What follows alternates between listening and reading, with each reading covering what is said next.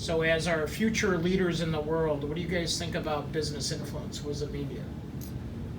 I would say, being a business influencer means having the ability to, influence your following, like on social media and things like that, to follow your footsteps and follow, lead by example almost. So being able to do that and be successful at it, that's an amazing thing that is very hard to achieve, but definitely worth it if you're striving for that.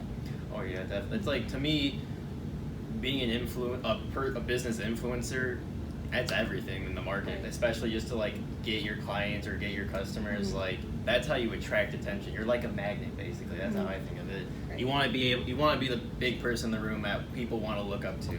You're the person in the high chair. Exactly. You're just a strong, successful leader that everyone looks up to, and you kind of pass down your skill sets to those that you're influencing. That's what I like. Yeah.